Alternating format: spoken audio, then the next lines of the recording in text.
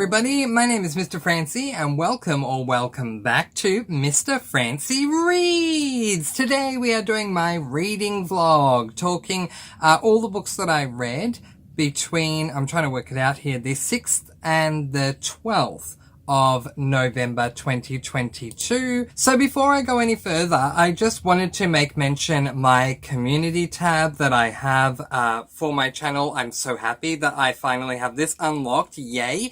Every week I put up a poll for you all, and I just want to say thank you to everyone who voted on the last one. It does relate to reading vlogs. This is why I'm bringing it up. So I asked everyone if you preferred longer duration for reading vlogs, or if you prefer a shorter duration, if you preferred that I checked in 4 days in the week rather than 3, and the votes have come in, and currently it is dead even 50-50 between two options. So one of those options is the 4-day check-in with a shorter duration, and the other one is the 4-day check-in with a longer duration. So thank you so very much for voting. I really do appreciate it. I am so sorry to disappoint, but this time round, I am just doing a 1-day check-in at the end of the week. Today is Saturday, the 12th of November, and this week I did film a reading vlog on Monday, I think it was, or Sunday, one of the two. And yeah, this week just didn't really work out for me as far as filming different videos and different clips on different days for this vlog. It was an incredibly stressful week. It just is what it is. So I apologize, and honestly at the end of every weekday I came home feeling incredibly exhausted, and so I just didn't have enough energy to get on in and do a clip for you all. But I can update you as to how my reading has gone this week in this particular one clip video on Saturday. So let's jump right in. So last time when we were speaking, I was reading this book, Death of a Coupon Clipper by Lee Hollis. This is book number 3 in the Hayley Powell Food and Cocktail Mystery Series, and I gave this book 5 stars. An overwhelming 5 stars. I've given every single book in the Hayley Powell Food and Cocktail Mystery Series 5 stars because it is just so much fun to read. I really enjoy how overly dominant on the cozy side this series is. So, for those of you who don't know me, hi, welcome. Great to have you here. Thank you for being here. I view cozy mysteries as a book that covers 2 separate genres. There is the cozy side and the mystery side in one book, and yeah, I usually expect both aspects to be in every single cozy that I read, but some of them are more cozy leaning, some of them are more mystery leaning, and then some of them are split down the middle with being equally cozy and equally the mystery side. With the Hayley Powell Food and Cocktail Mystery Series, it seems to be incredibly cozy leaning, and I love that. That's what I'm here for. I have read pretty much every genre that's out there, and I like mysteries and I like thrillers. I'm used to those types of books, so coming into cozy mysteries, I prefer to read them for the cozy aspects most of the time. And there are some cozy mystery series that I've read this year where the mystery aspect is a lot more dominant than the cozy one, and sometimes that's let me down. But with this series, it is incredibly cozy dominant, so I really, really appreciate it. And yeah, as I say, so far every single book has received 5 stars from me. In this one, Death of a Coupon Clipper, book number 3 in the Hayley Powell Food and Cocktail Mystery Series, we continue to follow Hayley Powell, who is on her own at the moment because her 3 kids have gone to spend time with her ex, with their father, and she's run into a whole lot of unlucky moments. Her furnace is on the fritz, the ceiling of her garage has caved in, and her car is no longer roadworthy. Where is she going to find the money? Well, as luck would have it, one day she is at a hospital, being a shoulder to lean on for her current boyfriend. She goes down to the cafeteria and sees someone she used to know from high school, who is now a registered nurse, talking to a fellow nurse about a coupon competition that is going to be filmed in their area for one day. So Hayley Powell ends up deciding to apply for the show, and only 2 people are going to get on. Hayley Powell does get on, and as does this nurse that she knew in high school, whose name is Candace, who she never really liked. However, moments before the show is due to begin, Candace is found dead with scissors sticking out of her back, and it is a race against time to find out who killed Candace. I really enjoyed it. I loved the mystery. I loved the cozy aspect. I loved everything about it. This is the last Hayley Powell Food & Cocktail Mystery Series book that I'm going to read for 2022, but it's going to be on my SAS list, which stands for Serious About Series list, in 2023, so I'm going to have a lot more time to read the remaining 19 books so far. Hopefully there'll be a heck of a lot more. I mean, I just love the series so much. So 5 stars from me for that one. So when I finished Death of a Coupon Clipper, I picked up this book, which is Wine Tastings Are Murder by Libby Klein. This is an adult cozy mystery, and I gave this book 4 stars. And I'll explain why. Before I get into anything else, I will say that I started this book on Sunday, and the amount of reading that I did this week between beginning on Monday and ending on Friday was next to none. I maybe read for a total of an hour. So I finished this book today, and I'm glad that I did, because I feel like I'm completely up to date with my TBR. I have about 8 or, well, now 9, I'll explain why in just a moment, books on my TBR this month. And so when I had 8, the goal was to read 2 a week, and I now have read my second lot of 2 books for this month and for the second week.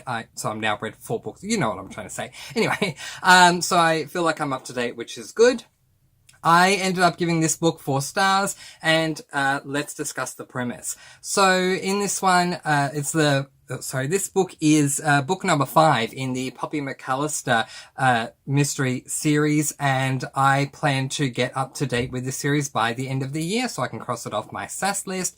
And in this one, we continue to follow Poppy, who is hosting a number of different people at her bed and breakfast, because they're going to be going on a wine tour that is all inclusive, so includes the stay at the bed and breakfast. One of the people that arrives is Vince, and a woman who is half his age, who is his wife. They are there to be on their honeymoon. Well, when they go to the first wine testing, Vince does not make it out of there alive. Now, Detective Amber, who Poppy has known since they were in high school together, they didn't like each other, has finally come to trust Poppy. So she would like for Poppy to be an informal informant for her, and so Poppy, alongside her Aunt Ginny and her Aunt Ginny's group of friends who are called the Old Biddies, who I love, come together to try and solve this case. Now, I have to say, a big part of the reason why I docked a star with this book is because the mystery side just didn't interest me at all. In saying that, I really did love the reveal, but the lead up to the reveal, I had no interest in it. Now, I'm really thankful that the wine tasting was not a massive part of the book. So everyone goes to this first wine tasting, the guy dies, and then because the guy has died, everyone's a suspect, and so they can't go off and continue to do the wine tasting until the case is solved. But that worked for me because I'm not a really big fan of wine. So the cozy side was more revolving around Poppy, her Aunt Ginny, her best friend, who I've forgotten her name, and her Aunt Ginny's best friends, all the biddies, and as well as the love triangle that Poppy finds herself involved in between Tim and Gia. And it's really interesting. Usually I'm not a fan of love triangles in books, but with this one, it doesn't bother me.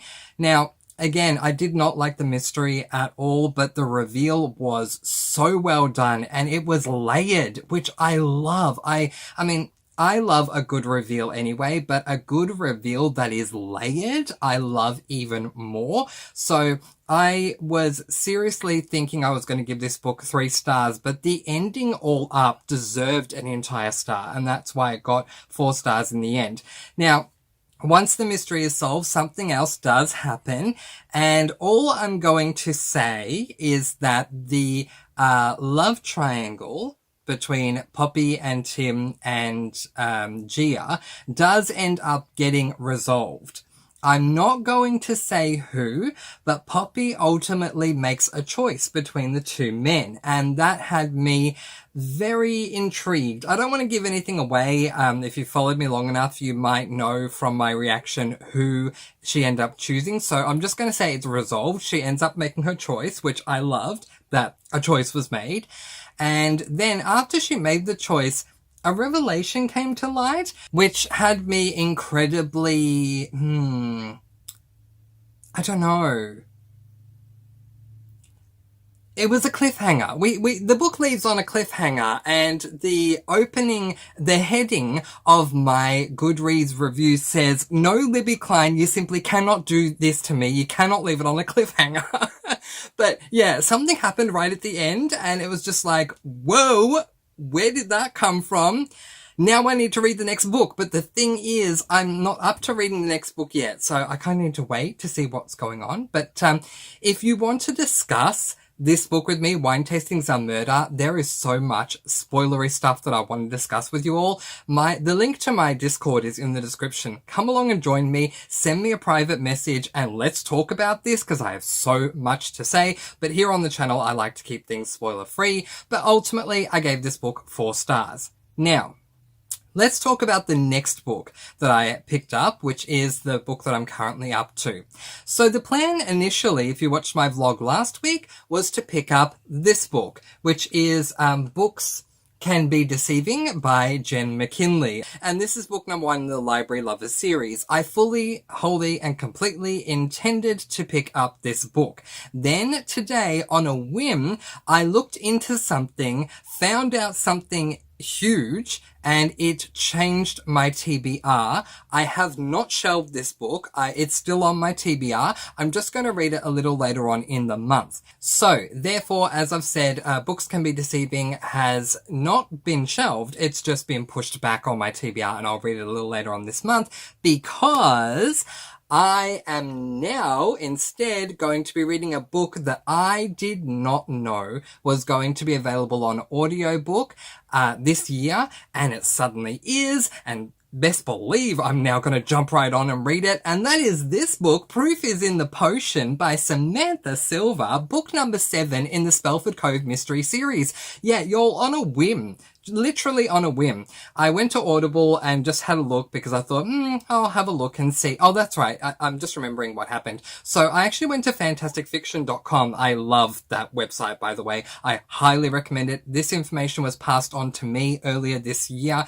and since then it has been an absolute goldmine for me. If you are looking for an author or a book or series Wikipedia type website, Fantastic Fiction, fantasticfiction.com is an amazing website, and I highly recommend it. So I went over into Fantastic Fiction and looked up Samantha Silver, and wouldn't you know it, book number 8 is scheduled to be released this month, and that's what surprised me and got me looking into Audible to see if book number 7, the audiobook, had been released, and it had. So yeah, I'm kind of excited now that book number 8 is going to be released this month, and maybe book number 8, the audiobook, will be released before the end of the year. If that's the case, I'm happy to read 7 and 8 prior to the end of the year and be completely up to date with all of the books in Spelford Cove.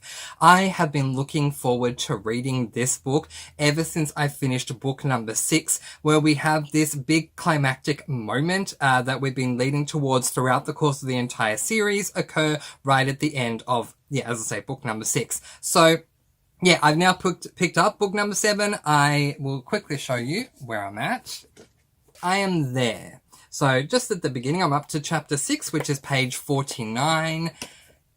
And so far, I am enjoying it. It actually took me the first couple of chapters to feel like I was back in this world, because unlike any of the other books in this series so far, the murder kind of happens right away in chapter 1, and that really threw me off. I feel like we've maybe got 1 or 2 pages and then the first murder happened, and yeah, that's just not the norm for this series.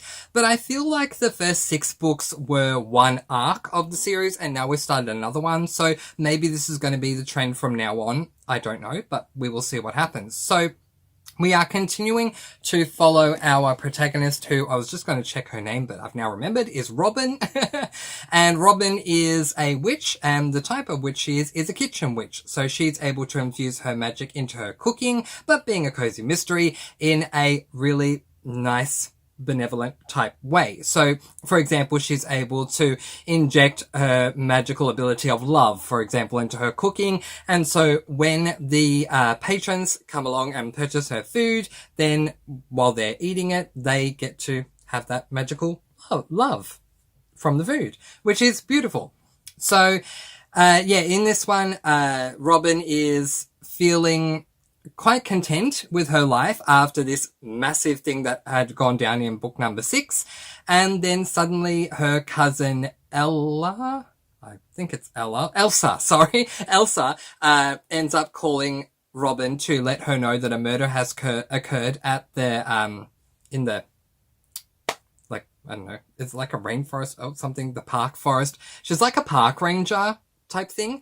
And a murder has occurred in an area where people shouldn't necessarily be, but these two brothers had gone out hunting and one of them has been killed. And so we're trying to find out what's going on. What I found really interesting is that, Robin went into the forest to talk to the wood nymph that lives in the forest. She had spoken to this wood nymph before on another case, and the wood nymph was able to help a little bit, but not so much. This time, however, the wood nymph has already given Robin a great description of how the murderer looks, like a description of the image of the, you know what I'm trying to say, the image of the murderer. So we at least have something to go off. And then the following morning, Robin is visited by this ghost who she's known from book 1. This ghost, whose name is Vanessa. Vanessa ended up dying many, decades prior. She was pushed off a cliff by her boyfriend, and she has never been able to get over what had happened to her.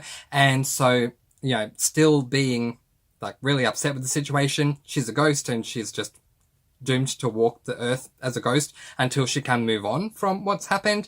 And Vanessa tells Robin that someone has died outside of her store during the middle of the night. It was someone who worked at the pub down the street. They were just going for a night walk and then they were killed. Both victims were killed the same way, with an arrow. They were shot with an arrow. So it feels like the murderer is the same person. And now we're going to try and, Robin claims that she's not going to get involved because she's happy with her life right now and doesn't want to do anything to change that up by trying to investigate what's going on. But we all know what's going to happen, right? It's a cozy mystery, and in cozy mysteries, our protagonist is an amateur sleuth. So I'm sure something is going to occur that's going to entice Robin to solve this mystery. But I'm only 6 chapters in at the moment, only 49 pages, so time will tell what happens from here. But I'm enjoying it so far. I love being in this world, and if you are someone who loves fantasy and has never tried cozies, I highly recommend this series because I think you will absolutely love it.